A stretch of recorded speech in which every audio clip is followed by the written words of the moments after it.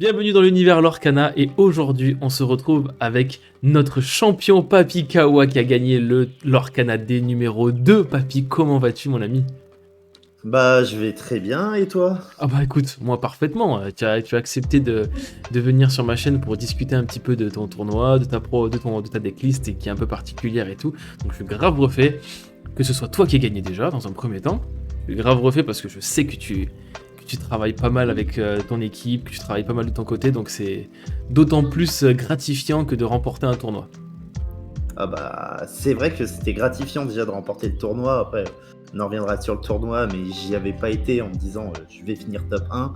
Et surtout, l'équipe a performé en soi parce que sur le top 8, on est 4 de la Savior en fait dans le top 8. Donc déjà, ça c'était encore plus inespéré. On s'y attendait pas. Bon, on était venu en force, on était 10 sur le tournoi, mais on s'attendait pas quand même à prendre, truster la moitié du top 8 à la Savior. C'est vrai que vous êtes venus nombreux à ce tournoi-là, parce que vous étiez 64 joueurs, et donc 64 joueurs, vous étiez 8 de l'équipe, c'est bien ça? 10 même. 10 de l'équipe, donc 10 sur 64, ça représente, ça représente un petit paquet là quand même. Il y a eu quelques duels fratricides Ah bah au niveau de forcément, l'équipe. forcément, Forcément, forcément, round on est obligé de 3, round tomber, 4, bien il y sûr. en a, ils sont entretués et il y en a qui se sont éliminés même entre eux. Et oui, mais bon, c'est la dure loi du tournoi, c'est comme ça, en plus quand on a une équipe, on est nombreux, donc forcément. C'est ça. Bon, en tout cas, mon papy, aujourd'hui, on va parler un petit peu de ce tournoi, un petit peu particulier qui a été qui a été organisé en tout cas par Jérôme en live. Et en plus de ça, on va pouvoir un petit peu parler de ta liste qui a performé, de comment tu as pu un petit peu en arriver là, enfin tout ce qui s'est passé un petit peu en amont. Mais avant tout, on aimerait quand même savoir, comme tes autres comparses avant toi, qui es-tu, papy? D'où viens-tu? Raconte-nous un petit peu ton expérience. Alors, donc Papikawa, d'où je viens du milieu du TCG et pas que. J'ai commencé le TCG comme beaucoup de personnes des années 90, au début des années 2000, enfin 98-2000, avec d'abord un petit peu de Pokémon dans la cour de récré, après Yu-Gi-Oh! Qui m'a longtemps porté. Hein, Yu-Gi-Oh! J'y ai joué de 2004 à 2008 en compétitif. Enfin, compétitif. À l'époque, je trouvais que c'était compétitif. J'ai juste fait un CDF et des qualifs pour le championnat d'Europe à l'époque. Je sais plus comment ça s'appelait, mais C'est déjà bien. voilà. Après, c'était pas non plus du très haut niveau, mais bon, pour moi, j'avais l'impression que je jouais à un bon niveau. Donc, voilà, les souvenirs faussent souvent la réalité. Après 2008, bah forcément, j'ai commencé les études supérieures et j'ai pas pu continuer le TCG. Ça coûtait cher et quand t'es étudiant, t'as pas les moyens de faire Ah un bah oui. TCG. Et pendant ces années-là où je me suis perdu, j'ai découvert Hearthstone, bien évidemment, Runeterra, donc tout ce qui était TCG en ligne, c'était bien. Ouais. Et j'ai aussi joué à pas mal de jeux de plateau, de stratégie, type échec, jeu de Go, plutôt bien placé également. Euh, et, et ça a été là, il y a en 2022, un ami qui se remet à Yu-Gi-Oh! Qui me fait tiens, ça te dit pas de t'y remettre? J'ai commencé Yu-Gi-Oh! Du coup pendant un an, où j'ai réappris les règles, j'ai souffert parce que Yu-Gi-Oh! Est un jeu extrêmement compliqué à apprendre. Je Ouais. pense que tu le sais ce que c'est, extrêmement violent. J'ai découvert Obscurity Card à ce moment-là. Ouais. Lui qui, pendant un long moment, depuis le début, oh, l'Orcana c'est trop bien, l'Orcana c'est trop bien. Je m'intéressais de loin à l'Orcana, mais quand je testais, je fais ouais, non, mais c'est pas ouf, il n'y a pas grand chose. Y a pas de Et hand trap, y a pas de de hand trap, on peut pas en fait, défoncer l'adversaire pendant son tour. alors, c'était pas les end traps. Pour moi, l'un des meilleurs TCG qui existe, c'est Legend of Runeterra. Je sais pas si tu y as joué, Du tout. mais pour moi, ils ont tout compris dedans, au niveau des réglementations et tout. Je trouve qu'il est super bien équilibré. Et dedans, il y a de l'interaction avec son adversaire, pas à la Yugi où tu joues limite contre ton adversaire. C'est limite. C'est un peu des interactions comme Magic avec les éphémères et autres. Ok. Voilà, des petites interactions. Et moi, sur l'Orcana, je me disais toujours, ah, c'est con, genre allumer la mèche, il te reste un d'encre. tu gardes ton 1 d'encre pendant le tour de l'adversaire et ton adversaire il joue une carte à 2, genre une maléfique pour piocher 1 et tu lui fais non, tu vas pas piocher parce que je allume les mèches, je te fais 2. Enfin, j'aurais voulu des petits trucs comme ça, mais ça se fait pas. Ouais. Et quand l'Orcana est sorti définitivement, je me suis dit allez, je me laisse 2 jours en stream, je vais sur Pixelborn et je vais tester l'Orcana. Ok. Et je suis tombé sur un deck qui me suit depuis le début de l'Orcana, qui est le violet rouge. À l'époque, c'était pas encore la terreur du chapitre 1. Et en fait, toute la réflexion qu'il y avait derrière le violet rouge et tout dans le miroir, j'ai adoré. Et j'ai pu lâcher ce deck. Et voilà, maintenant on me connaît beaucoup sur mon violet rouge chapitre 1. On me connaît aussi du coup maintenant sur mon violet rouge chapitre 2. Bon, ça va, t'as pas pris le pire. Non, j'ai pas pris le pire. Parce que ma première DL Lorcana, pour te dire, c'était un violet gris. Ouais. Parce que, vu qu'avec mon expérience TCG, il y avait gris qui était capable de gérer le board. Enfin, à l'acier qui est capable de gérer le board. Et le violet qui permettait de piocher. Donc forcément, je me suis dit, les 2 couleurs vont bien ensemble. Ouais. Bon. Sauf que finalement, je me suis toujours rendu compte, à chaque fois que je monte une DL violet-gris, je me dis, ouais, mais... rouge, ça fait mieux que le gris, en fait, finalement. Ouais. C'est sûr que quand on cherche à gérer le board, forcément, rouge, ça fait mieux que le gris, forcément. C'est ça, donc voilà, et puis voilà, maintenant, je suis sur l'Orcana, et... Ok, donc on va dire que c'est un petit peu Obscu qui t'a un petit peu attrapé. Il t'a attrapé dans sa ligne, et puis il t'a tiré un petit peu vers le jeu, quoi. C'est ça, il m'a tiré vers le jeu, et je le connaissais depuis un long moment, Obscu, ça fait plus d'1 an maintenant que je le connais.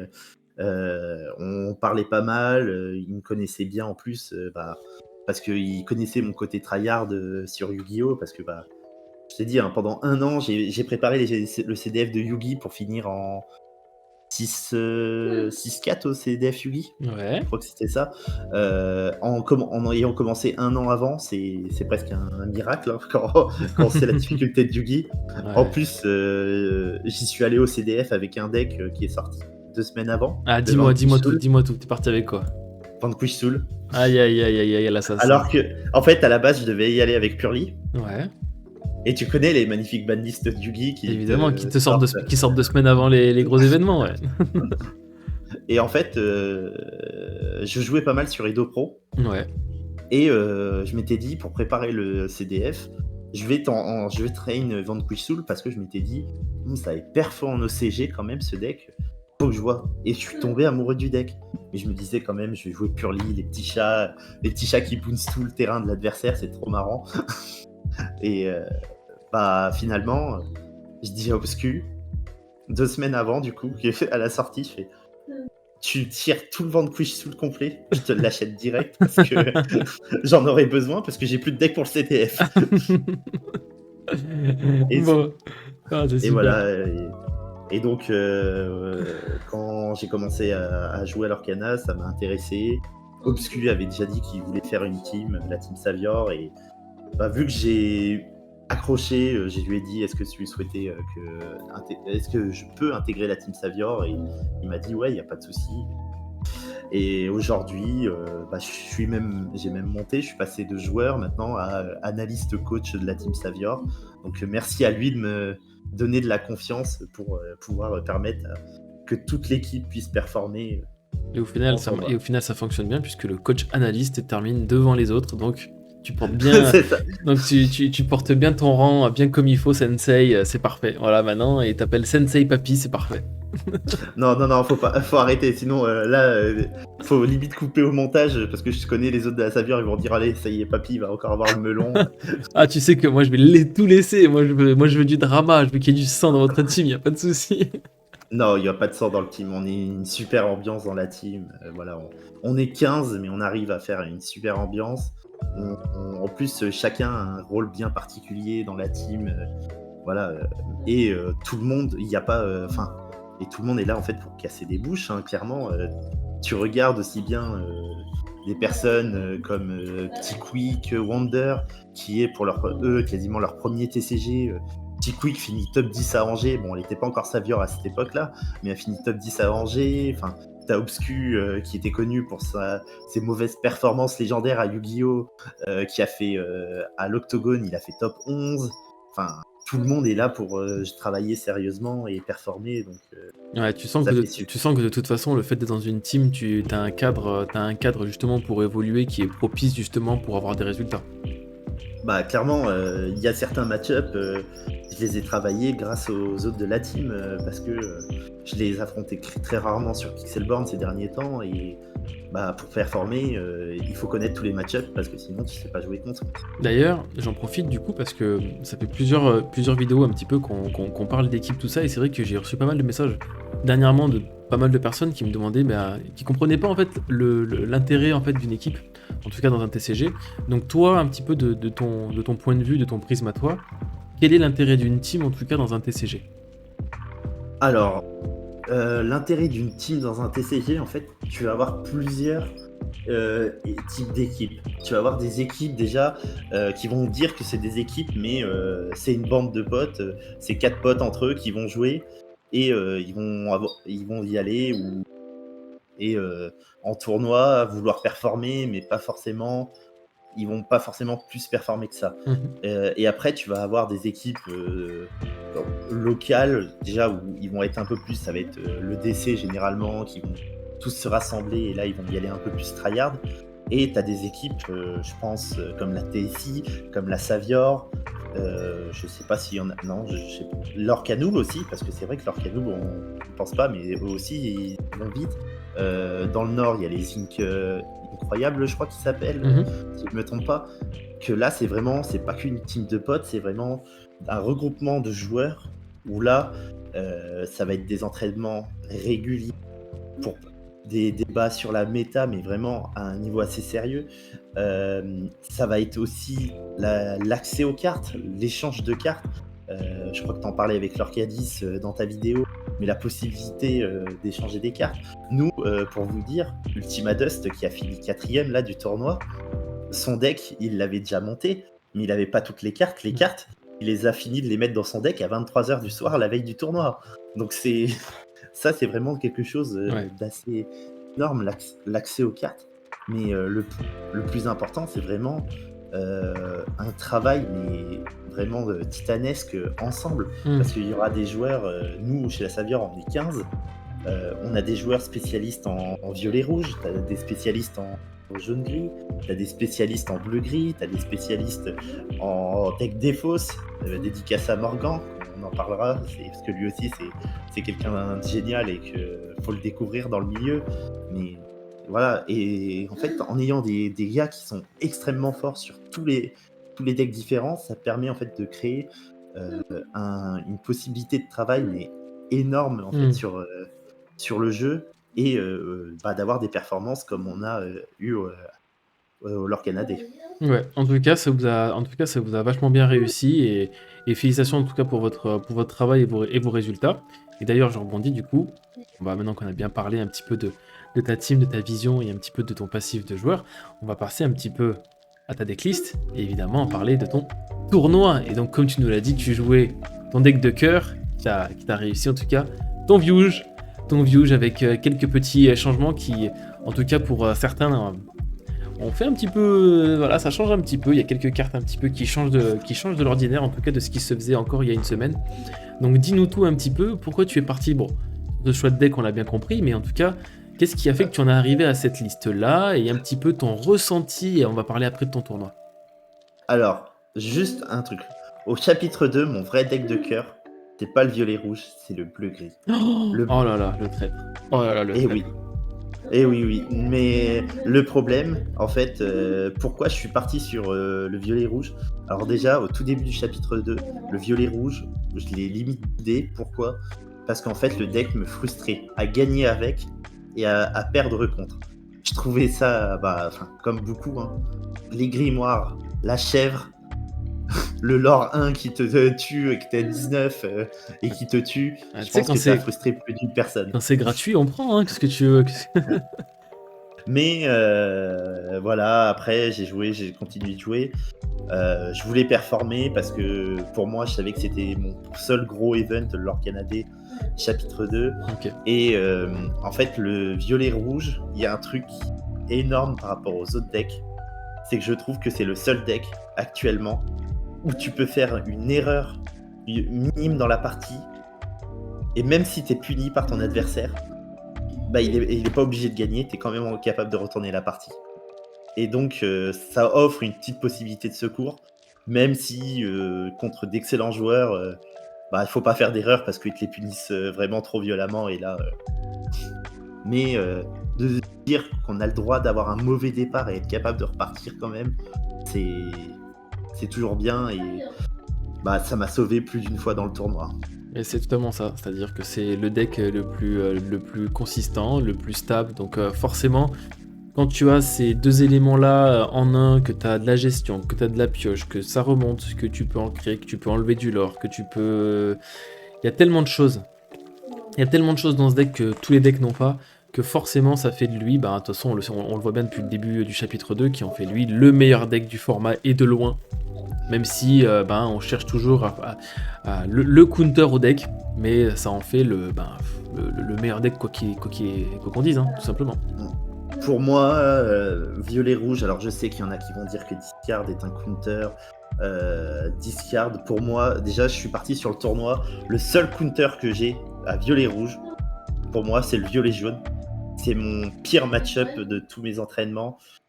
J'ai fini avec 20% de win rate contre jaune, dans tous mes entraînements contre jaune-violet.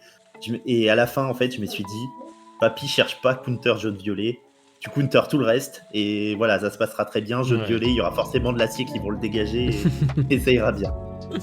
Et au final, maintenant on va parler un petit peu... Ah, peut-être pas parler encore un petit peu de ton tournoi, parce que moi j'ai quelques questions un petit peu à te poser. Oui, ouais, surtout sur la decklist. Ouais, tout à fait. Parce qu'évidemment... moult playtest de mon côté également, mais moi ce qui va en tout cas, premièrement, qui m'a le plus marqué en tout cas, c'est ton nombre de T1 en tout cas, que tu as passé donc du coup de 8 à 6. Ouais. Pourquoi ce choix? Est-ce que tu as senti un petit peu qu'il te manquait justement cet open en T1, donc évidemment le Cusco qui va pallier un petit peu à ce manque, mais explique-nous un petit peu pourquoi tu passes du coup de 8 T1 à 6 T1 et du coup tes 3 Cusco qui viennent un petit peu en renfort, tu vas nous expliquer tout ça. Alors, en fait, j'ai testé à 4 T1, à 6 T1, à 8 T1. 4 T1, le malade mental, le malade mental. Alors... Mais dis-nous. C'est des tests réalisés par un professionnel, n'essayez pas ça à la maison. 4T1, c'est terrible. Pour violet-rouge, c'est terrible, le 4T1, ne le faites pas. Mais pourquoi 6T1 en fait, quand je testais à 8T1, alors j'en chopais régulièrement en main de départ, c'était très bien et tout. Sauf qu'il y a eu plein de games où je chopais tour 5, tour 6. Je piochais un T1, derrière je repiochais un T1, et là je fais non, c'est pas possible, ça m'énerve. Donc je suis passé à 6 T1. Sauf qu'en jouant en 6 T1, c'est là où je me suis rendu compte du problème. C'est que quand violet-rouge dans la version classique sans les Cusco, tu chopes pas tes T1, bah T2, qu'est-ce que tu fais? Tu passes. T'es dans la merde. Et T3, généralement, tu joues maléfique ou mini. Ouais. Mais ouais, t'es vachement dans la merde. Et du coup, j'ai réfléchi. Je voulais pas jouer avec 8 et 1. Je réfléchissais. J'ai essayé AA. Mais le problème, AA, c'est quand il est banni au combat qu'il revient dans la main. Donc c'est pas intéressant. Parce qu'il y a beaucoup trop de cartes qui bannissent par un effet et pas au combat. Donc, limite, je trouvais pas de solution. J'étais quasiment résigné à jouer à 8 et 1. Sauf qu'en faisant des tests, notamment avec violet-gris, à un moment, en fait, je disais, mais qu'est-ce qu'il me faut pour pouvoir répondre à Soyez prêts avec face à un violet-rouge. Et d'un coup, en fait, je me dis, mais Cusco, c'est génial, parce que c'est comme le lapin. Si tu l'as en main, tu te prends un Soyez prêt, tu joues Cusco plus un tour 4, et si on te remain, bah, tu joues Cusco. Et d'un coup, je me dis, bah, je vais le tester sur violet rouge, et il a plus jamais quitté ma DL. Ok. Parce que clairement, en fait, la réponse à soyez prêts et éviter une tremaine derrière, c'est trop bien parce que il permet de piocher dehors. Mhm. Ensuite, il y a une carte qui est magnifique chez Rouge qui s'appelle Votre aura vous invite à la fête, Tiffin Ambition pour ceux qui l'ont qu'en anglais, qui dit elle se chante gratuitement si on a une carte qui coûte 2, qui inflige 2 à l'adversaire. La carte est extrêmement forte contre l'Umbersteel, parce que la plupart des chanteurs, ils ont 2 points de vie, surtout les chanteurs de base. Et en plus, si tu la joues sur Cusco, bah tu pioches une carte. Mais t'es gagnant.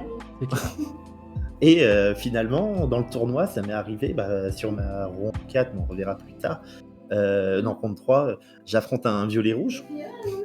Le gars, il a pas de T1. Moi, je joue mini T1, Cusco T2. Et en fait, déjà le T3, j'étais déjà à 3 de l'or. Et ça pèse. Il impose le Cusco. Parce qu'on veut pas le tuer. On n'a pas envie de le tuer parce qu'on veut pas faire piocher l'adversaire. Mais le problème, on n'a pas envie qu'il aura un par tour. Et ça devient vite une plaie. Et non, franchement, essayer Cusco, c'est l'adopter. Clairement. Il l'a dit. Il dit les termes. Voilà, écoutez, papy, il dit les termes. Donc ensuite, tu as fait le choix de jouer 2 petites prémènes, du coup, non ancrables. Oui, forcément, te permet de jouer la plus grosse un peu plus tôt, et donc forcément de faire de la gestion de perso beaucoup plus tôt dans la partie, du coup. C'est ça, je le dis, je crois, dans le deck profile qui est sorti sur la chaîne d'Obscurity. En fait, quand tu es T1 avec Tremaine, si ton adversaire, encore dans le miroir, je vais parler beaucoup du miroir parce que forcément quand on fait un tournoi, on sait qu'on va affronter du violet-rouge, et vu que c'est la couleur la plus forte, on l'affronte souvent. Mais déjà en miroir, si ton adversaire n'a pas de T1, on va repartir sur le problème du violet-rouge, il n'a pas de T1, tu commences premier, tu as le combo petite Tremaine, grosse Tremaine, tu la joues tour 2, quand ton adversaire tour 3 va jouer sa mini-surfeuse ou sa maléfique, derrière tu mets la grosse Tremaine parce que ça veut dire qu'il peut pas chanter ses amis, les amis de l'au-delà. Et c'est trop important de l'empêcher de chanter parce que déjà tu le fous dans la merde, t'as une carte qui l'aura à 2. C'est super important. Contre les decks un peu plus aggro, tu leur fais perdre 1 de l'or. Et le truc est aussi important avec la petite Tremaine. Je vais faire une dédicace à Squeeze parce que c'est Squeeze qui me l'a appris ça. Je l'avais pas découvert en fait au début du chapitre 2 et c'est Squeeze qui me l'a fait découvrir. C'est que l'Alter Tremaine, elle coûte que 4. Donc en fait de jouer la petite Tremaine et Alter, ça coûte 6, comme si que tu jouais la grosse à 6. Donc t'es capable de faire une boucle petite Tremaine, je fais perdre 1, grosse Tremaine, je détruis 1. Et après, si t'as la mine serpent, tu le renvoies les 2 et tu peux recommencer la boucle à l'infini. Et c'est beaucoup trop fort. Il y a une game, quand on parlera il y a une game, je crois que j'ai dû faire perdre 5 de l'or à mon adversaire sur toute la game juste en faisant ça. Tonton Squeeze, c'est carrément le boss de toute façon, c'est le boss du game.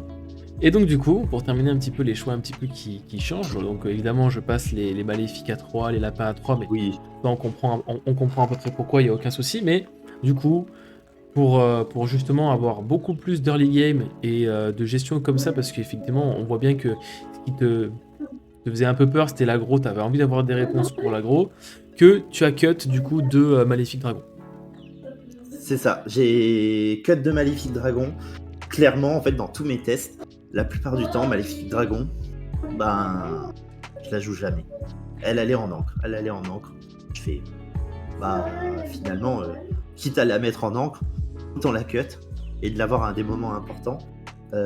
Pour le dire, au tournoi, là, j'ai regardé sur mes notes, je l'ai joué 2 fois sur les 19 manches que j'ai joué du tournoi. Ouais. Donc clairement, je pense que mon choix, je suis content parce que Maléfique Dragon est extrêmement forte, mais elle arrive extrêmement tard dans une game. Alors si c'était un bleu-rouge, peut-être que je la jouerais en x4 parce qu'il y a la rampe, mais là en fait dans le violet, même si elle est ancrable, elle est extrêmement lente, donc j'ai préféré la retirer. Ok. Et je veux terminer, excuse-moi évidemment, je termine pas sur Maléfique Dragon, mais je termine du coup sur les 3 grimoires.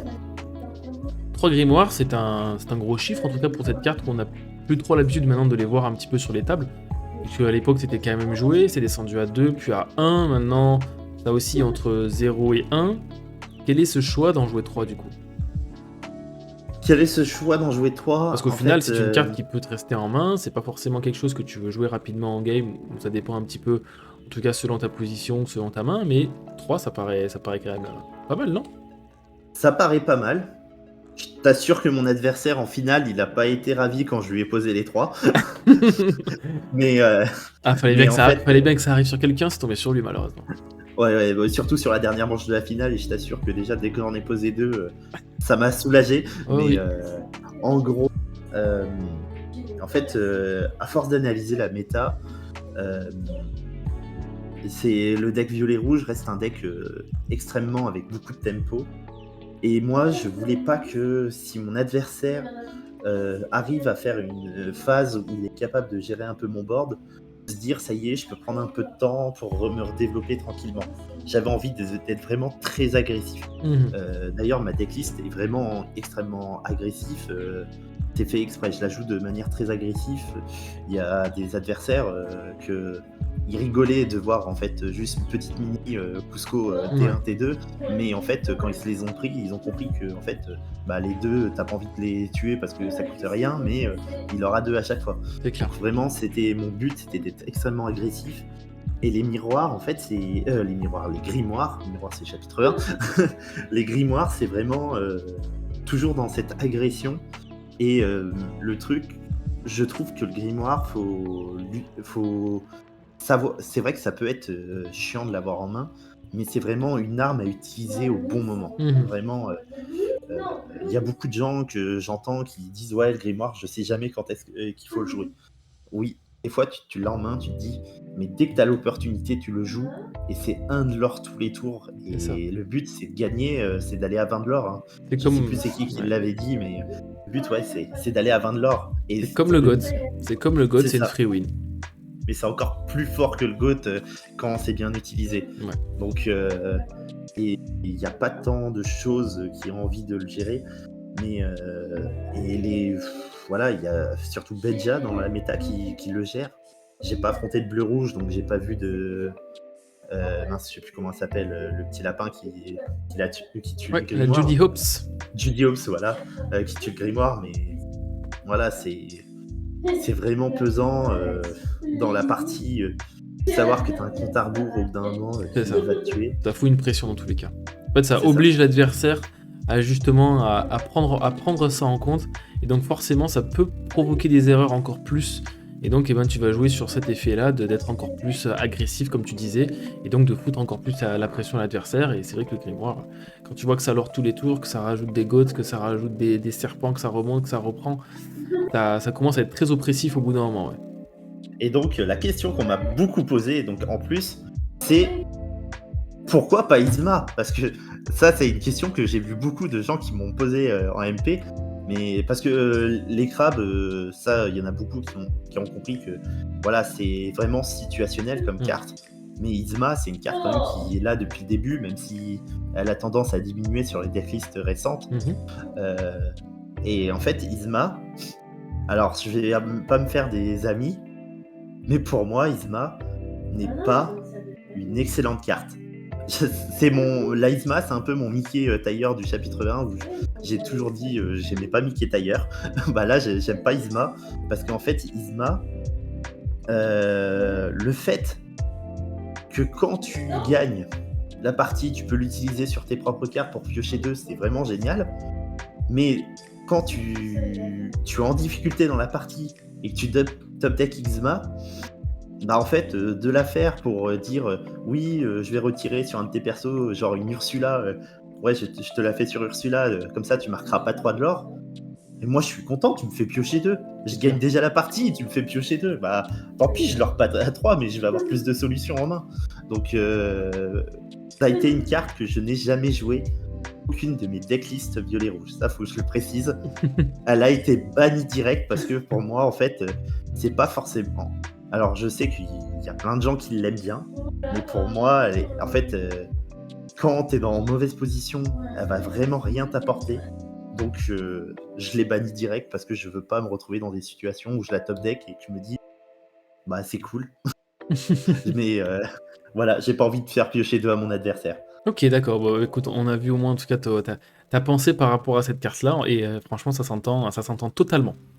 Parlons un petit peu de ton tournoi, mon petit papy, et raconte-nous un petit peu, pas forcément, forcément dans les détails, mais raconte-nous un petit peu toutes les étapes, en tout cas tes étapes à toi, de ta round 1 jusqu'à la finale, comment ça s'est passé, les match-ups que tu as pu rencontrer, les difficultés que tu as rencontrées également, et évidemment ta pensée et ta réflexion qui a évolué forcément tout au long du tournoi. Alors déjà le tournoi, quand je l'ai commencé, alors il y avait souvent Obscurity qui disait sur son stream ouais papy trop fort, papy va top 8 et tout, et moi je disais tout le temps wow, on se calme. Mais mon objectif du tournoi, je m'étais donné un objectif minimum du tournoi, sachant que le plus gros objectif c'était de gagner le tournoi, mais bon, ça j'y rêvais même pas, je me disais bon, on verra plus tard pour gagner le tournoi, mais mon objectif minimum c'était de faire X2, donc gagner 4 rondes et en perdre 2. Voilà, c'était mon objectif minimum. Est-ce que pour Donc, toi, c'est important de partir dans un tournoi et de se poser des objectifs? pour moi, c'est toujours important de se poser des objectifs parce que voilà, des fois, t'as des niveaux, enfin, t'as des choses à prouver en tournoi. En fait, selon le niveau, quand t'es un joueur casual, on va dire un joueur casual, tu vas pas te donner d'objectifs. Le but, c'est de t'amuser le plus. Quand on commence à avoir des équipes compétitives, comme la Savior, où on a des sponsors qui vont nous suivre, qui sont prêts à nous donner de l'argent pour nous défrayer les trucs, en fait, inconsciemment, tu te dis, ben ouais, il y a des gens qui nous font confiance, qui vont nous donner de l'argent pour défrayer pour les tournois principaux, ou pour avoir des équipements ou autre. Il faut y aller. Sinon, si tu y vas et que tu dis oui, je suis un joueur compétitif,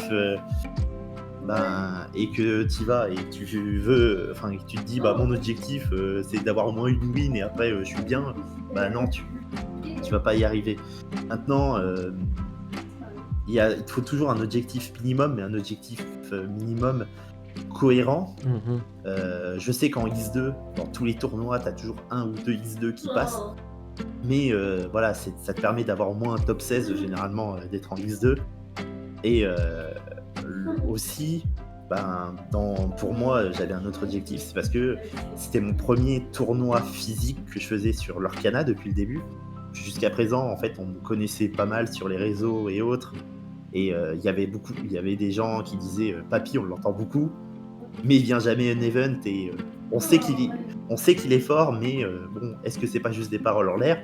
Donc moi j'avais en plus cette pression-là de devoir prouver, vraiment dire voilà, Papy Kawa, c'est pas n'importe qui, il parle, mais il sait jouer quand même. Et donc première ronde, j'affronte un rouge-jaune Mufasa. Ok. Clairement, donc quand je vois elle ancre une mini, elle joue une reine, je me dis rouge-jaune, ça va, le match-up, je gère. Sauf que j'ai une main correcte, mais j'ai pas de mini surfeuse et j'ai pas de Tiffany Ambition. Et je me dis, ce serait con qu'elle me joue une mini surfeuse. Elle a gagné le D, T3, mini surfeuse. T4, mini surfeuse. T5, Mufasa. Et là, à ce moment-là, je la regarde et dans ma tête, je me dis, mais comment je fais pour gagner cette partie? Et en fait, j'ai réussi à tempoiser. Merci les Tremaine qui lui ont fait perdre un de l'or. Ouais. Parce que sinon, j'allais perdre. Ok. Et celle-là, je la gagne 20 à 17. Deuxième manche, elle a pas sa sortie avec toutes ses mini. Et là, c'est un no match, je gagne 20 à 14. Ok. Ça tourne tout seul, je prends très rapidement le board.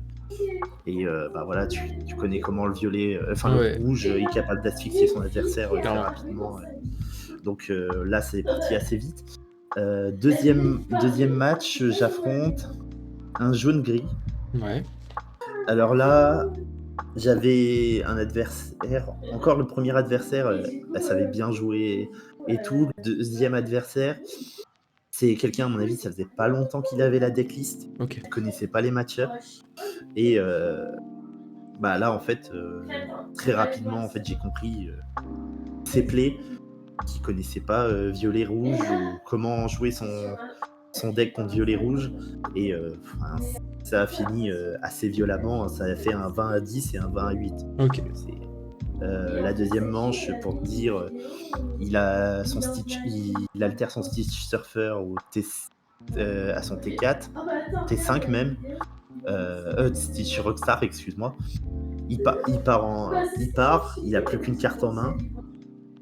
Moi je me dis ok, T5, Maui, je tue son Stitch, et là d'un coup j'apprends qu'en main il avait plus qu'un ce rêve bleu. Je fais c'est pas du bol, t'es obligé de le jouer nature. Donc voilà, c'est des erreurs Oui, bien ça se sûr. voit qu'il connaît pas le match-up, et bon, voilà, c'est aussi en faisant les tournois qu'on apprend à Bien sûr. dire les match-up. Round 3, j'affronte mon tout premier violet-rouge. Ok. Donc là, à ce moment-là, je me dis, ça y est, les choses commencent. Les choses sérieuses commencent, parce que bon, on sait tous que voilà, au bout d'un moment, à force de monter dans les rounds, on Forcément. affronte des adversaires de plus en plus coriaces. J'étais confiant de mon deck, parce que mon but, c'est de déstabiliser les autres, d'aller super agressif. Je gagne la première 19 à 20, enfin 20 à 19. Ok. Donc elle était assez serrée et tout. Je termine sur Goat. Je fais oh putain, c'est horrible. Je fais ouais. Et deuxième, je gagne 20 à 15. Et en fait, il était complètement perturbé de ma manière de jouer. En fait, les Cusco là, en fait, dès le début, là, il a pas joué T1, et je lui ai fait le fameux T1 mini T2 Cusco. Et en fait, ça l'a complètement perturbé, le Cusco il me joue mini surfeuse, je joue mini surfeuse. Il part en enquête avec sa mini surfeuse. Moi, je fais Tiffany Ambition sur Cusco, je pioche un, Ouais. et je tue sa mini surfeuse. En fait, il était complètement perturbé. Il comprenait pas de ma manière de jouer.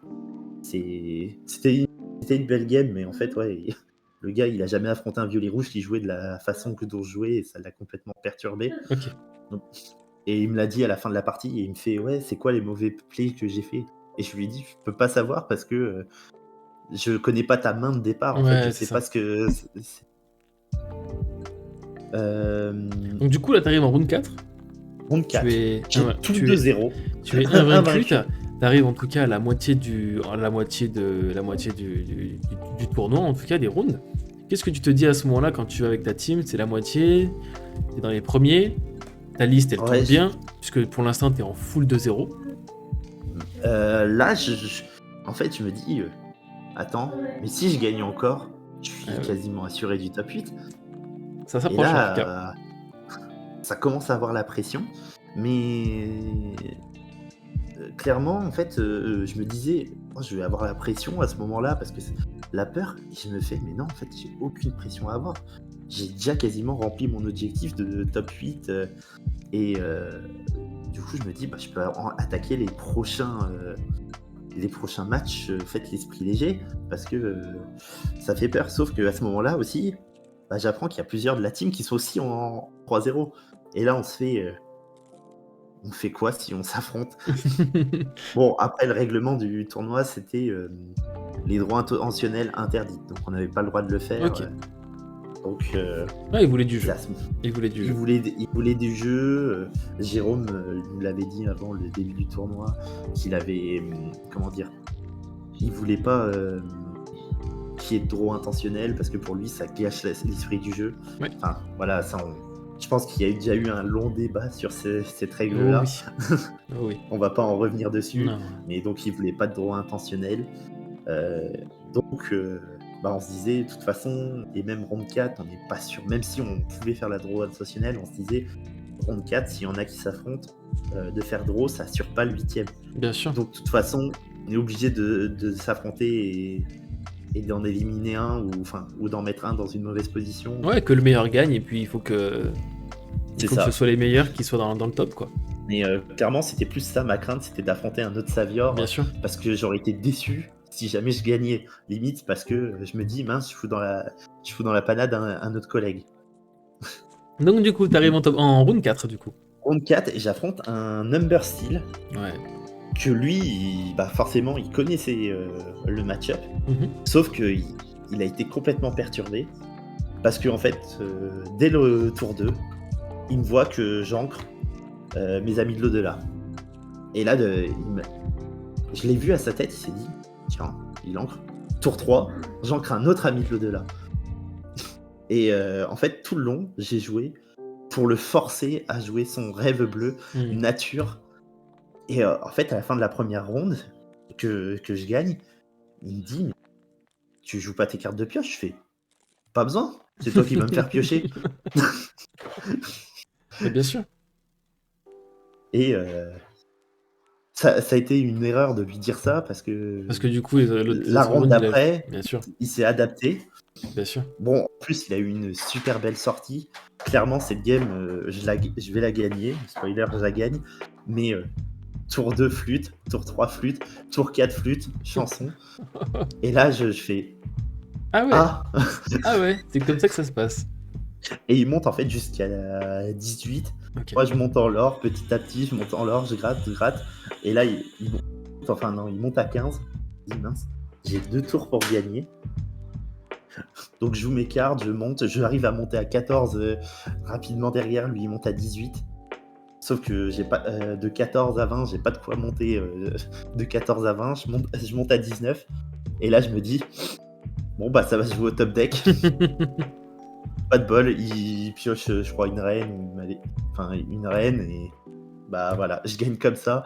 Clairement, sur cette manche-là, j'étais pas fier, hein. T'as bien Je crois serré que les fesses.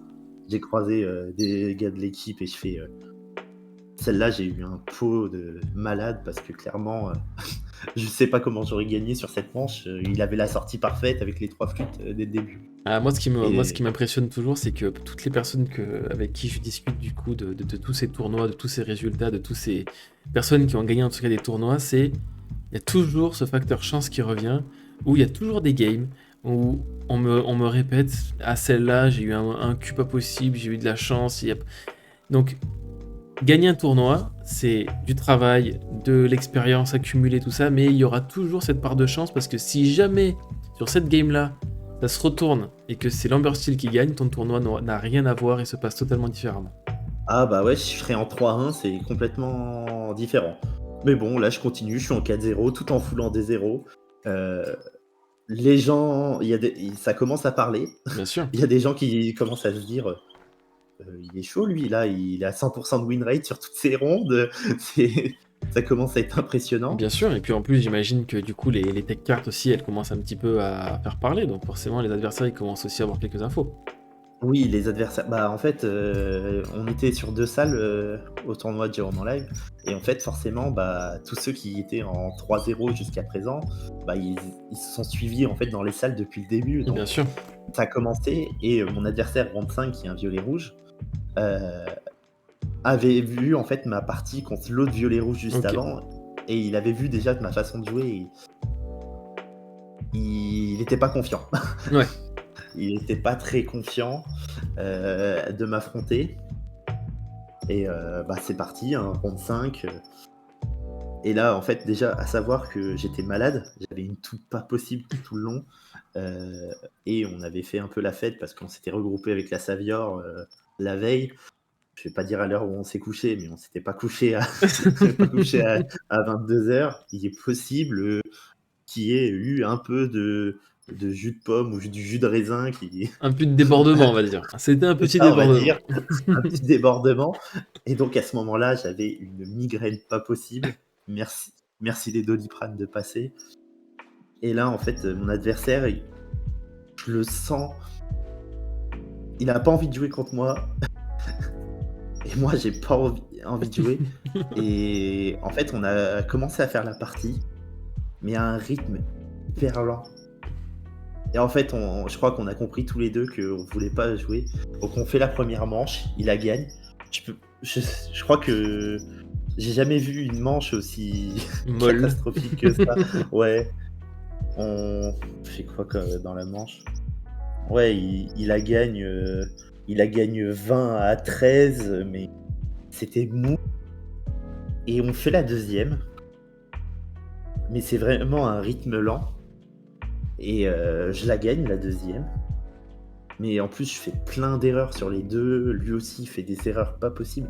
Ça se voit que aucun des deux n'y est dedans. Ok. En fait, moi, je sais que je suis déjà qualifié en fait en 4-0 tout en 2-0. Je sais que je serai le premier dans tous les cas de 2 et vu qu'il n'y a pas de draw intentionnel, je sais que voilà, je pouvais être qualifié même si je perdais mes deux prochaines. Donc j'avais plus de pression, plus rien. Et en fait, je gagne la deuxième. Je vois le judge, je lui dis il reste combien? Et il me dit il reste 5 minutes. En fait, on se regarde, on se fait on n'aura jamais le temps. Bon bah, draw. Et je vais me poser dans un coin d'une pièce et je ferme les yeux parce que j'ai mal au crâne comme pas possible. Tu prends un petit peu de Pour temps que ça pour toi, passe. Ouais, c'est ça. Mais cette draw est tombée au bon moment en fait. En fait, d'être sûr d'être qualifié en fait en top 8 et de pas avoir de pression, en fait, ça fait que la game ça fait la était différence, n'importe quoi. Je m'en rappelle encore parce que j'ai perdu quasiment tous mes dice durant tout le tournoi. T1 il fait mini, T2 je fais mini. T3, T2, du coup T2 il engage sa mini et il fait pas de mime serpent par-dessus. Et moi je fais T2 Tyson Ambition sur ma mini, allez je l'envoie sur la sienne. Et après, en fait, juste après le move, je me fais mais pourquoi j'ai fait ça? C'est complètement débile. Ouais, on va te dire que c'était un manque de concentration. Ouais, c'est ça. Ouais. Ah, mais les games, elles étaient horribles. Franchement, j'aurais mérité de me prendre un 2Z là-dessus parce que c'était vraiment des trucs horribles. Et donc là, en fait, à cette ronde-là, ce qui est bien, c'est qu'il y a. Enfin, c'était bien pour moi, c'est qu'il y a eu une pause parce que l'événement Lorcana Day, c'est pas qu'un tournoi, c'est aussi c'est des conférences et tout. Et là, il y a une conférence par les dessinateurs. Donc moi, ça m'allait parce que du coup, ça faisait une pause. J'ai eu le temps de respirer et tout. Et là, en fait, on a commencé à regarder. C'était ronde finale. Forcément, on a commencé à regarder le classement. On était 2 Savior à être sûr de passer. Ouais. Donc Ultima Dust qui va faire top 4 et moi, où Ultima Dust, lui, il était comme moi, il était en 4-0-1. Donc on était plutôt bien. Et là, du coup, on commence à parler. Et j'entends certains qui disent putain, il faudrait qu'on fasse juste une draw et on est sûr de passer. Et là, on fait les calculs et tout. Arrêtez, tu fais une draw, t'es pas sûr de passer et tout. Et si tu perds, même si tu perds, t'es même pas sûr de passer. Enfin, ça a été plein de calculs et tout. Et d'un coup, ils annoncent la round 6. J'arrive contre quelqu'un qui se reconnaîtra, je pense, qui était cosplayé en Anna. Ouais. Où la seule chose que je me suis dit, c'est faut un Olaf en T1 parce que faut que je joue Olaf contre Anna. Il est jamais venu, malheureusement. Et en fait, là, je me suis dit, je peux pas perdre en fait cette game parce que ça veut dire qu'il y a d'autres de l'équipe, si je la perds, c'est ça. Ils peuvent ne pas passer. Ouais. Et c'était l'un des 2 moments où j'ai été le plus concentré du tournoi. Je pense que ça a été 2 games parfaites. Je lui ai laissé aucune chance. Elle a fait une erreur sur la première manche, elle a fait une erreur, je sais plus trop ce qu'elle a fait comme erreur. Du coup, elle joue le miroir également? Non, elle jouait jaune-rouge. Jaune-rouge. Jaune-rouge Mufasa. Ok. Et je sais plus quelle erreur qu'elle a fait. Et là, je me suis dit, non, tu punis direct et voilà. Fin de game. Elle jouait extrêmement bien. Deuxième manche, par contre, c'est moi qui fais une erreur. En fait, j'ai mime renard, mime serpent en main. J'ai plus que 2 cartes en main. On arrive tour 7. J'ai une chèvre sur le board. Et je me dis, mais jaune-rouge, actuellement, les decklists, ils jouent plus, soyez prêts. J'ai pas besoin de remonter ma chèvre. Forcément, voilà. T7, soyez prêts. Et là, je me dis, bon, qu'est-ce que je fais avec mes cartes que j'ai pas le droit de poser? Et donc celle-là, je la gagne, cette manche-là, 19-20, enfin 20-19, mais j'ai cru que j'allais la perdre à cause de cette erreur, mais en me disant, mais putain, pourquoi tu te dis, tu penses plus au soyez prêt, bordel. Mais parce que c'est vrai que les decklists jaune-rouge actuellement, ils jouent 3 lanternes et quasiment que des personnages maintenant, actuellement. Mais bon, c'est une erreur de me dire que soyez prêt n'existe pas dans un monde merveilleux. Quand on voit du rouge, il y a soyez prêts. Et voilà. Ouais, c'est ça. Ok, et donc du coup, t'arrives à gagner. J'arrive à Super. gagner. Donc super. Donc, Je finis premier des rondes magnifique. avec sur 12 manches jouées, 11 remportées. Magnifique. C'est plutôt pas mal. Ah, bah, le win rate est plutôt sympa. Ouais, ça fait quasiment 91% de win rate, un Carrément, truc comme ça. c'est ça. C'était assez beau. Ouais. J'avais du mal à y croire, franchement, parce que je me suis dit, waouh, c'est moi qui. En fait, à un moment, je me suis dit, est-ce que c'est le tournoi qui est à un niveau extrêmement bas ou si c'est moi qui surnage le tournoi? Alors en fait, je regarde la liste sur Melee et je me vois à 91% de win rate. Et après, je vois derrière 72, enfin tout le monde qui suit dans les 72-68% de win rate. Et je fais, ah mince, c'est moi qui suis en état de grâce en fait actuellement. Ouais, Là, je me disais. Tout qui tourne comme il faut, ouais. Et déjà à ce moment-là, dans la tête, tu te dis, Bah, faut que j'aille au bout, quoi. faut continuer en fait. Là, clairement. tu peux plus rester. Clairement. Et du coup, phase finale qui commence. Alors, Donc, en tout cas, il faut préciser quand même que t'es sur 10 joueurs. La Savior, t'es tombé sur aucun d'entre eux. Je suis tombé sur aucun d'entre eux durant tout le tournoi. Et au final, c'était ta hantise de tomber sur un de tes coéquipiers au final. Ouais, voilà, on a sur la Savior, on a un de nos joueurs, Tommy. Je crois qu'il a affronté 3 Saviors. Ah, punaise. Les uns après les autres. Hein. Ah, punaise. Et il en a battu 2, je crois, sur les 3. Hein, donc Ok. sur le coup, je me disais, mais en fait, c'est lui le tueur de la Savior, c'est notre propre, c'est notre propre joueur. C'est lui qu'il faut virer en fait. Il fait pas partie de l'équipe lui. Si, il fait bien partie de l'équipe et il a très bien joué, mais ouais, c'est pas de bol hein, pour lui. Il était dégoûté, hein. Il affrontait que des Saviors. Forcément, ça fout un peu la haine. C'est clair. On savait hein, qu'il allait avoir des Saviors contre Savior. À quasiment un sixième du tournoi, c'était la Savior.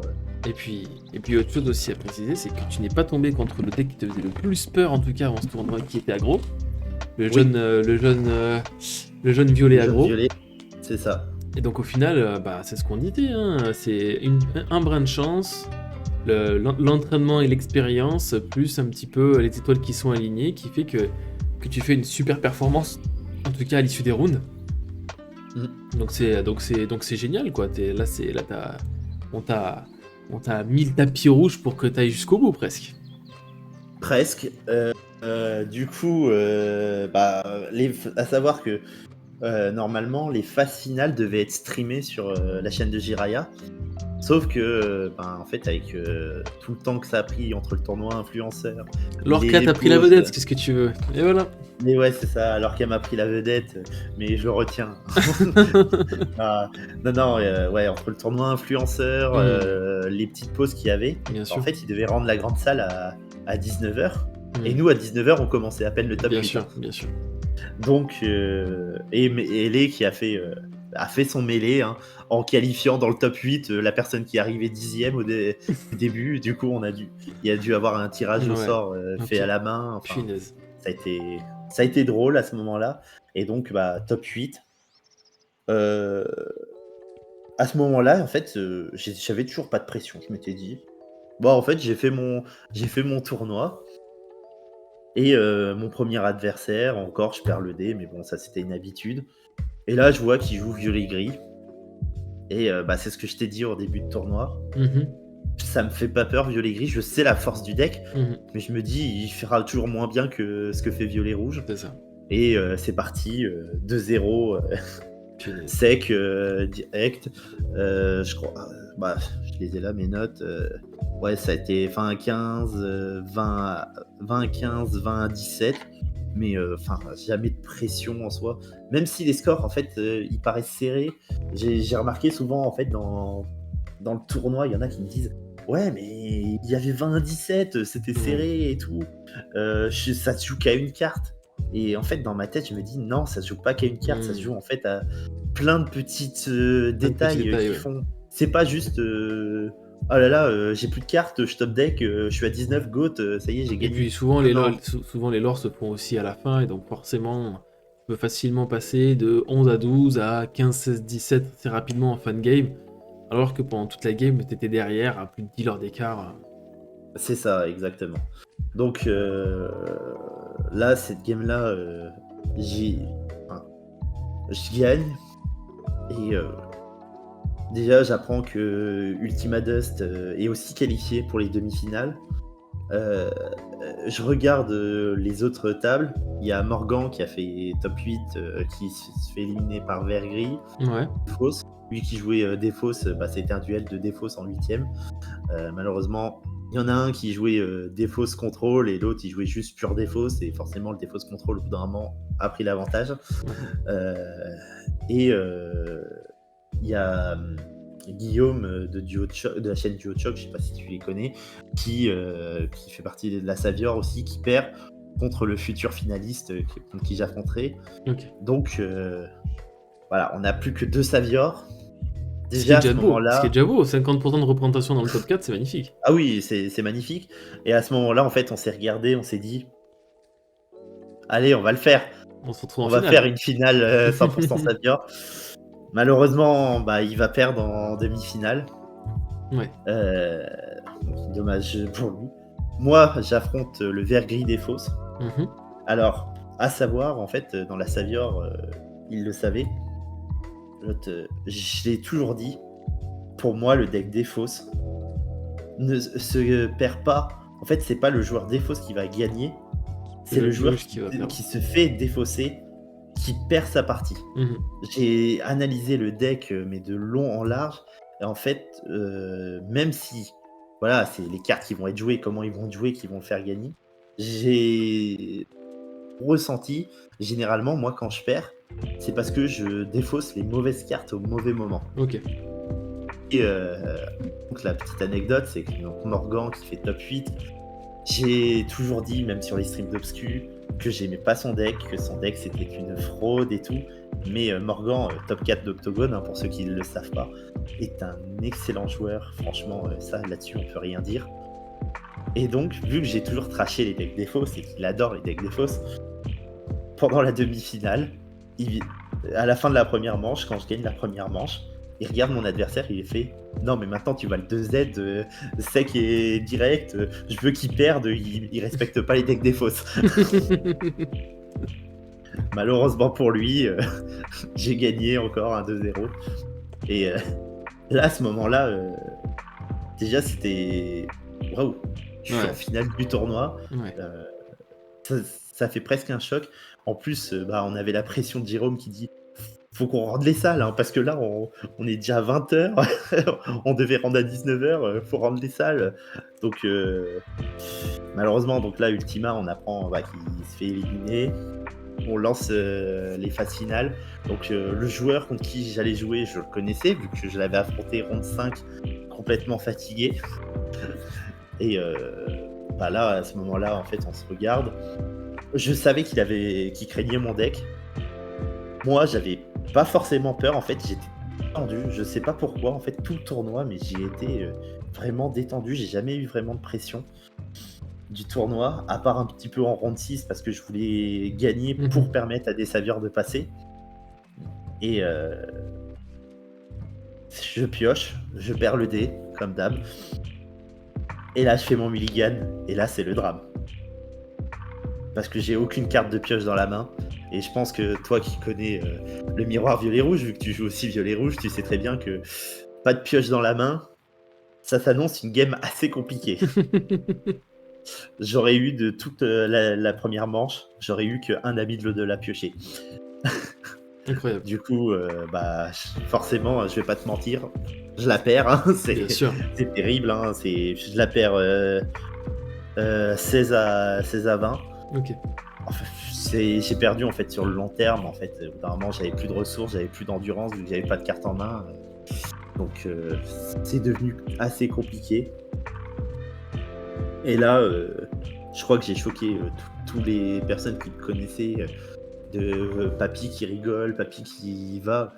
Je suis rentré dans ma bulle et je crois que Obscu, il sentait la pression qu'il y avait autour de moi, mais d'une force, il le dit, je sais pas comment tu faisais, mais c'était horrible. En même temps, t'as Jérôme qui arrive avec son gros carton de l'eau, qui commence à Oh dire... putain. ouais. Enfin, il était super sympa, mais il posait des questions. Et en fait, j'entendais qu'il me parlait, mais je lui réponds pas. Et en fait, inconsciemment, je lui dis ouais, ça me va, mais vraiment c'est hyper sec parce que. Et en fait, c'est des autres de l'équipe qui m'ont dit en fait. Jérôme, il a dit ah oui, là, il est plus avec nous en fait, il est dans sa partie. Ouais, parce que en fait, je voulais pas. Je me disais, je peux pas perdre la finale comme ça en plus en ayant une main de brin. Alors que j'ai 2-0 tout le monde depuis le début du tournoi. C'est pas possible. La frustration que tu pourrais ressentir, ouais, carrément. Et là, deuxième manche, en fait, c'est l'inverse. C'est lui qui a pas de carte de pioche au début. Ok. Et je déroule. En plus, je suis T1, je déroule. Et donc, je gagne la deuxième 20-15. Clairement, voilà. Il m'a dit j'avais pas de main au début. Et là, manche 3, je me dis, bon, je commencerai pas. Donc c'est pas forcément le meilleur avantage dans le miroir de pas commencer. Et c'est terrible. J'ai pas une main forcément terrible.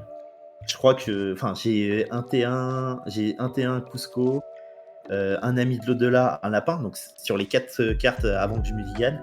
Sauf que les cartes que je mulligane derrière, c'est Ursula, soyez prêts, la Tremaine à 6. Et là, je me dis, Bon. ça va être compliqué. Et là, mon adversaire a dit la meilleure chose que je voulais entendre, c'est C'est la merde. 7-1, passe. Oh là là là là là. Et là, je me dis, ok, ça veut dire qu'il n'y a pas de T1, pas de T2. Forcément, en fait, je pioche Mime Serpent, et là, Mime Serpent, elle me fait un clin d'œil, elle me dit, tu vas pas jouer ton Cusco, hein. Tu vas me jouer parce que t'as pas de ressources, t'es obligé de l'ancrer. Donc, ça fait un tour classique. Ouais. Mime Serpent.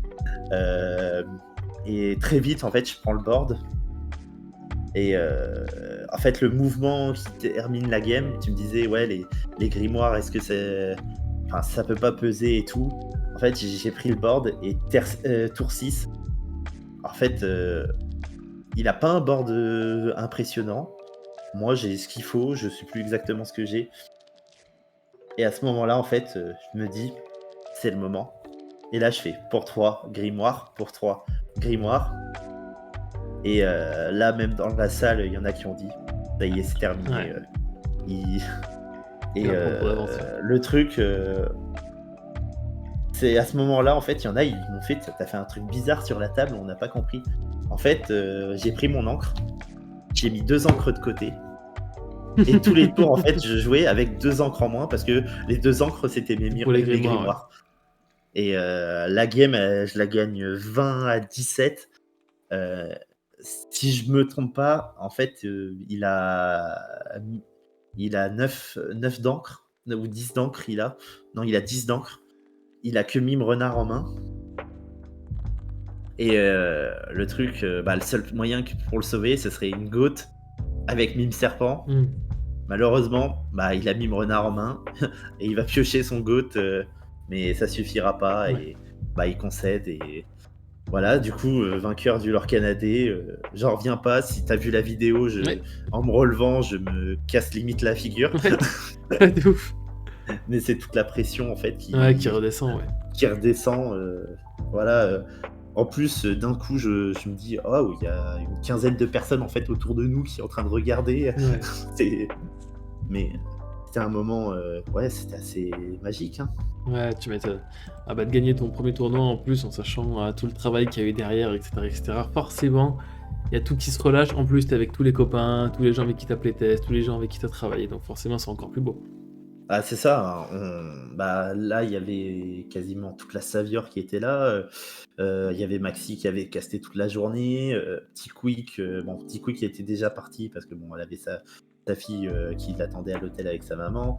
Je crois qu'il y avait un seul de la Savior qui avait pas mal de routes aussi qui était parti. Mais sinon, toute l'équipe était là. C'était c'était beau en fait, c'était l'événement. Et aujourd'hui, comme je le dis, c'est dommage en fait que ça aurait été encore plus beau en sachant le dénouement que si ça aurait été filmé, parce que Ouais. franchement, ça aurait été quelque chose devant 1200 personnes gagner un tournoi.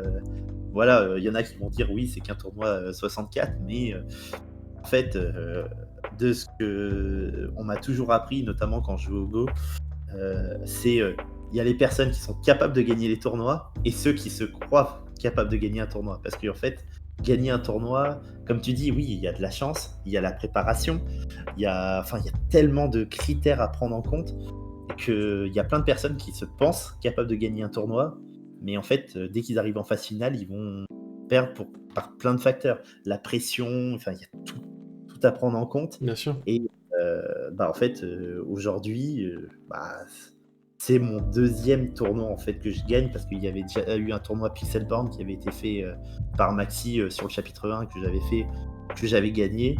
Et voilà, le but c'est de continuer de performer, parce que bon, pour le moment l'Orcana ça m'apporte la victoire et je suis content. Bah, tant mieux. Tant mieux. Donc, en tout cas, on a bien compris que la pression, toi, tu la buvais. Donc, il n'y a aucun souci sur ça. On sait que tu es un bon buveur, mon petit papy. Donc, on sait qu'on pourra compter sur toi, en tout cas, pour Oh les oui, je l'ai prochains bien événements, bu. en tout cas. Ouais, j'ai bien bu la pression, mais après c'est le travail en fait. Ouais, ouais. En fait, c'est ça. En Tous fait, tous les match-ups, je les connaissais. J'avais pas peur. Même bien si on sûr. me sortait un bleu-jaune, pas grave, je l'ai travaillé le match-up. Donc clairement, à moins qu'on me sortait vraiment une decklist farfelue, et que là, quoique oui, on m'a sorti une decklist farfelue, parce que je sais pas si tu as vu la decklist du de la troisième, celle le jaune-gris, le vert-gris des fausses, Non, j'ai pas fait gaffe. qui joue Namari notamment. Ouais. Que là, je t'assure que quand elle m'a joué Namari, je fais OK. Qu'est-ce qu'elle fait là? Tu étais dans la position que les gens, quand tu as joué Cusco par rapport C'est aux autres. ça. Et voilà. Sauf que bon, après, je me suis dit, Ouais. ça dégage, c'est pas grave. En fait, elle a expliqué, la Namari, ça lui permettait, dans le miroir, notamment, en fait, d'aller chercher les princes Jean Ok. pour empêcher la. Donc, en fait, sa decklist, elle est cohérente, en fait, quand tu comprends comment elle le fait. Bien sûr. C'est vrai que quand tu commences à jouer et que tu vois des cartes exotiques, tu fais. Et qu'est-ce que ça fait là, ça? Mais ouais, je pense que c'est la même chose que quand mon premier adversaire, mon premier violet rouge que j'ai affronté, quand je lui ai joué Cusco, il a pris la carte, il a regardé. Ça fait quoi, ça? Qu'est-ce que c'est? Elle existe. Mais moi, je trouve ça marrant en fait que je gagne avec Cusco, parce que clairement, Cusco, il y en a plein qui disent ouais, mais non, c'est pas Cusco qui t'a fait gagner. Moi, je dis c'est Cusco qui m'a fait gagner, parce que Cusco, en fait, c'est pas la carte qui dit tu gagnes, mais en fait, c'est son effet, l'impact qu'il a sur la partie qui te fait gagner, mais c'est pas la carte qui va marquer dans la partie. Et en fait, au tout début du chapitre, quand on analysait les cartes et tout, j'étais le premier à dire Violet, il a pas besoin de Cusco, il y a assez de cartes pour piocher. L'autre, t'as pas besoin d'avoir une carte qui dit si elle est détruite, tu pioches. Mais en fait, la méta, à cause de Training, qui est l'une des meilleures cartes du jeu actuellement et qui est impressionnante comme carte et qui impose tellement de pression, en fait, d'avoir une carte qui coûte 2, donc qui coûte rien en late game, que tu peux poser et lui dire bah vas-y, joue ta Tremaine, hein, moi je pioche si tu joues Tremaine. Hein, c'est trop important en fait. C'est pour ça que je l'adore, et comme je dis, il faut l'essayer, parce que je pense que je suis pas le seul à m'avoir dit ouais, Cusco, c'est pas terrible. Bah, on a vu sur certains Discord des gens qui ont demandé mais je comprends pas, qu'est-ce qu'il fout là, Cusco. Cusco. T'étais là quand on en parlait également avec Val de Val EPL, où Val il dit pourquoi tu joues pas 8 et 1 à la place de jouer 3 Cusco. Mais non, en fait, cette carte qui fait piocher en plus, et en fait, c'est tout ce qu'il apporte. Le fait que c'est une cible à Tremaine qui te permet de piocher, Si on s'en débarrasse, ça permet de piocher. En fait, c'est vraiment une plaie, t'as pas envie de toucher et à la fin, bah ça apporte. Ouais, ça Moi, crée, j'ai envie ça de- crée cette différence, ouais. j'ai envie de dire, c'est Cusco, ça a été un peu la deck carte Savior sur ce tournoi parce que bah, sur les 4 violets rouges du top 8, bah, les 3 decklists Savior jouaient Cusco. Moi, je jouais en 3, les 2 autres, ils le jouaient en 2. Mais voilà, c'est une carte, elle est hyper importante. Je pense que bah, aux États-Unis, on commence à l'avoir de plus en plus. D'ailleurs, j'ai regardé sur les decklists. On voit aussi des fidgets sur les, sur les decklists aux États-Unis. Ouais. Bon, c'est fait par des professionnels, n'essayez pas, il y a des choses, ça peut être marrant, mais voilà, il faut pas tout copier, faites attention aux gens, copiez pas forcément une decklist, comprenez d'abord pourquoi la carte allait jouer avant de la copier, parce que voilà. Et, mais moi, ce que j'ai envie de dire pour tous ceux qui ont envie de progresser, c'est vraiment, oui, ne copiez pas une decklist juste pour dire j'ai copié la decklist parce qu'elle a gagné un tournoi à 200 joueurs, à 150 joueurs et tout. Copiez, apprenez la decklist, écoutez ce que la personne a à vous dire, pourquoi il joue avec tel ratio, et faites votre propre decklist. Parce que juste copier une decklist, en fait, vous arrivez en tournoi, pensez la maîtriser, mais vous n'avez pas la vision du créateur de la decklist. Et des fois, en fait, le créateur, de sa manière de jouer, de sa manière de faire, il n'a pas forcément la même, il n'a pas la même vision de jeu que vous. Et je dis pas forcément que, voilà, moi, ma decklist, je l'ai fait avec ma vision de jeu à moi, du jeu actuellement, à l'état où il est, à un point. Bien sûr. Mais c'est, voilà, clairement, je pense que on pourrait inviter Squeeze. Et quand je dis que pour moi Yzma est une mauvaise carte, peut-être que Squeeze, pour lui, Yzma est une excellente carte pour d'autres raisons que moi je n'aime pas. Et ah, ok. Mais voilà, D'accord. donc mais voilà, c'est ça. En fait, on pourrait, je pense que tous les top joueurs d'un TCG, en fait, euh, ils vont analyser les cartes pas que au niveau de leur effet. Ils vont essayer de savoir la répercussion que ça pourra avoir sur la méta et sur le jeu. Et comme je dis, là, en fait, ce Cusco-là, clairement, l'une des cartes, les meilleures cartes du jeu actuellement, c'est la Tremaine qui, derrière un Soyez prêt, en fait, t'oblige à jouer 2 cartes. En fait, si tu lui dis, moi, tu vas me Soyez prêt, du coup, moi, je recrée mon board. Mais en plus, dans mon board, si tu veux me péter une carte, Je vais ça va piocher. je vais piocher. Le gars, d'un coup, il commence à être bloqué parce qu'il n'a pas envie de te faire piocher. Surtout que s'il te fait Soyez prêt et qu'il joue Tremaine, il sait très bien que derrière, toi, tu vas y aller, Tremaine, et tu dégages la tienne. Donc, C'est clair. c'est vraiment... faut réfléchir à tellement de choses. Donc, voilà. À toutes les personnes qui... Parce que ça m'est arrivé sur mes entraînements avant le tournoi, qui demande oh, ta liste, je l'aime bien, est-ce que tu peux la passer? Ne venez pas comme ça dire aux gens donnez-moi votre decklist, la copie, c'est trop bien. Non, étudiez-la, essayez de la comprendre. Même si vous avez du temps, vous envoyez un DM à la personne, si elle est sympa, elle va vous répondre, elle va vous expliquer ses ratios, elle va vous expliquer, mais elle va pas vous dire je joue cette carte pour ça. Essayez de le trouver par vous-même et de comprendre le jeu. Surtout que l'Orcana actuellement c'est 400 cartes. C'est rien. Enfin, nous on est des joueurs Yugi, on a connu plus de 10 000 cartes à apprendre. Et on les connaît pas les 10 000 cartes. Oh non. Donc voilà, c'est que 400 cartes. 400 cartes, sur les 400 cartes, il y en a 150 qui sont jouées. Ouais. Donc en fait c'est pas beaucoup. C'est des heures, c'est vrai que c'est des heures de... Il faut prendre du temps, c'est de l'investissement, du temps, mais prenez du temps et vous allez voir qu'en fait le jeu Lorcana il est hyper riche et il n'y a pas qu'un seul deck. Parce que moi ce qui m'énerve dans les TCG, c'est quand en fait on me dit oh tu joues cette carte là, oh mais elle est pas jouée par le champion du monde, donc elle est pas bonne. Si, elle est peut-être bonne, c'est juste que parce que le champion du monde n'en avait pas besoin dans telle situation. Et voilà, le but c'est de parler et tout. C'est pour ça que les réseaux sont super importants, les Ouais. Discord et tout. Il faut parler. Quand vous allez dans un duel center ou dans un bar à jeu ou autre et qu'il y a des joueurs Lorcana, posez-leur des questions. Même si vous vous sentez super fort, apprenez en fait avec tout le monde parce que tout le monde a sa façon de jouer et je pense que c'est la meilleure chose en fait. Parler parce que avant tout, le TCG c'est pas que de la compétition, c'est un jeu de société et qui dit jeu de société dit échanger avec les autres. Je pense que c'est la plus belle chose qu'on peut dire aujourd'hui. Amen, mon papy. Amen. Sur ces magnifiques paroles. Mon papy, dis-nous un petit peu, avant de clôturer un petit peu cette vidéo, tes prochaines échéances, un petit peu où est-ce qu'on pourra te retrouver sur les prochains tournois peut-être ou... Alors, sur les prochaines échéances, ça va être compliqué. Enfin, la Savior, ils le savent depuis un moment. Mais moi, je vais rater le début de la saison compétitive parce que j'ai un heureux événement. J'ai un enfant qui arrive pour le début Let's go! de la saison compétitive. Donc, on verra bien.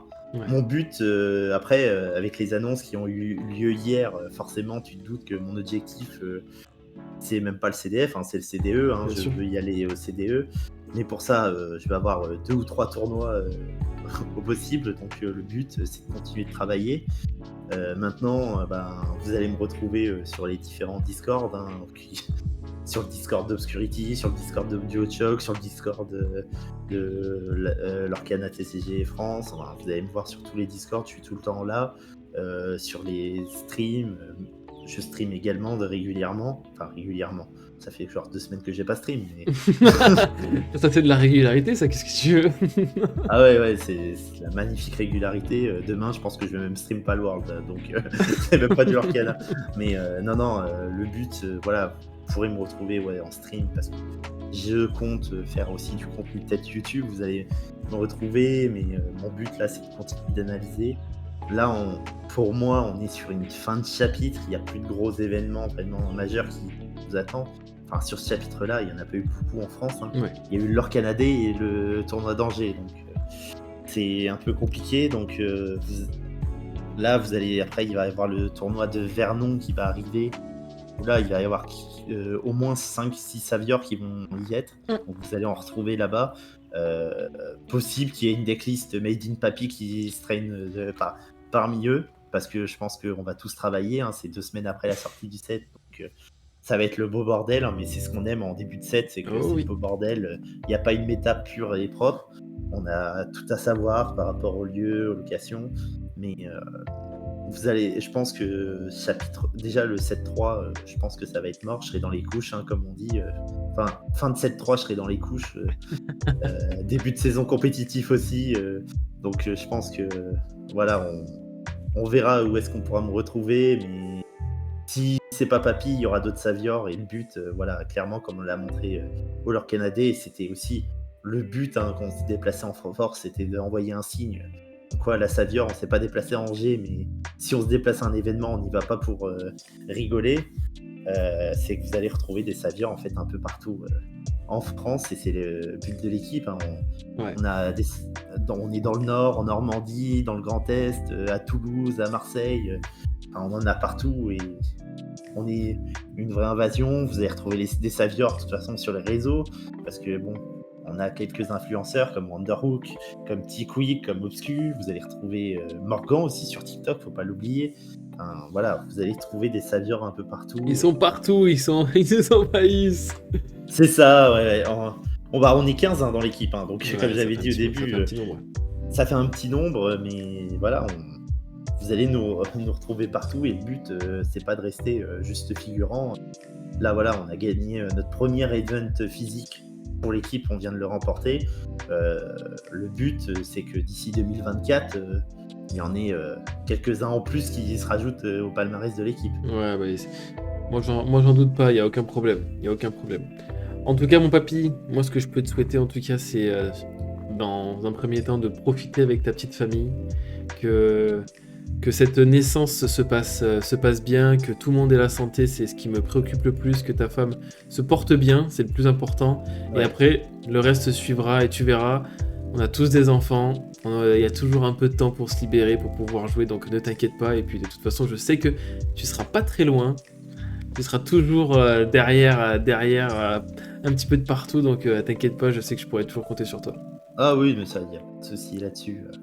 Et Ça puis va si être- tu as besoin d'une réponse ruling, tu sais où passer. Ah, n'hésitez pas, ouais. Non, franchement, Chicha, c'est notre Joey Sama de Yugi, mais qui est sur l'Orcana, franchement. Enfin, bah non, j'allais dire pour ceux qui connaissent pas Chicha, allez sur ce. Mais si vous regardez la vidéo, vous connaissez déjà Chicha, vu que vous êtes sur Mais non, T'inquiète. les questions rolling, t'inquiète, je t'ai fait déjà découvrir à plein de gens Ouais, à c'est chaque fois. gentil. Quand il y a des personnes qui me disent, mais tu les as où ces trucs rolling?